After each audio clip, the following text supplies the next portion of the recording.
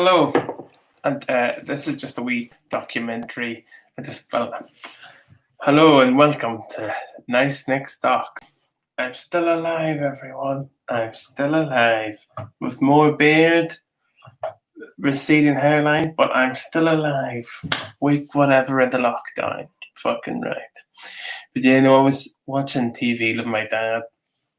Sometimes he stumbles onto amazing documentaries. This whole documentary was a guy called Alfred Stieglitz. Anyway, he was a famous photographer, and he was trying to promote modern art. He was trying to promote the idea of American art.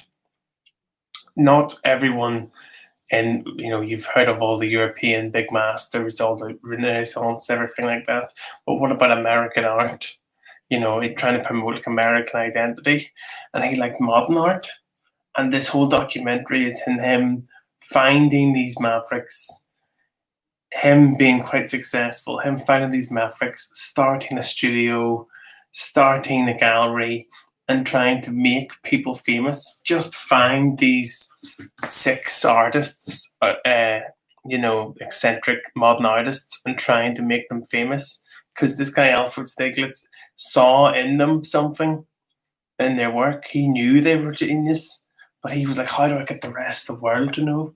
And so this is all about him putting on galleries and being laughed at. This was all in like 1920s, 1915, and all these weird times, and getting laughed at.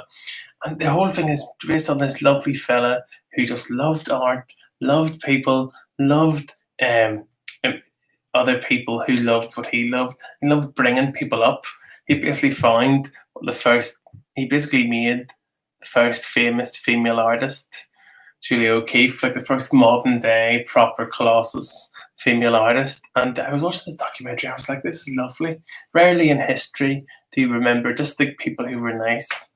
He was a good photographer as well, but this was more just about him. He just started something.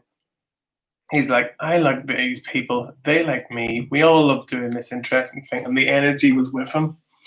And then it shows you, all down the years, and how the multiple world wars affected him. And I just was like, mate, I love documentaries that are just about a nice guy, because it's like, even like Van Gogh, it was his, what was it? Was it his grandson or his brother? And then grandson or whatever, I think, were the ones who put the effort in making his name. Loads of effort gets put in by every artist that's famous, has someone nice behind them who gave them the time of day and, have supported them. So this whole documentary is a random PBS documentary you can find on YouTube, but it's gold. And it shows you, one, it's got an interesting level, that it's like the first female successful artist and what that means. And then 2, it shows you the different neurosis of the age. They thought the art was too sexual. And then 3, it's like being brave enough to have an American identity. And then 4, it's being brave enough to actually take expressionism to that level. Where this looks like kids painting. I'm only joking. But yes, that's what the art reviewers were saying. It was that old world of the 18th century to the new modern world, that wee weird gap between 1915 or 10 and then modern world, because 1910 was more an 18th century thing. The world was sort of still pulling and still, doing cavalry charges and weird shit like that. And there was still like lords and ladies and stuff like that, and people still went to church and stuff.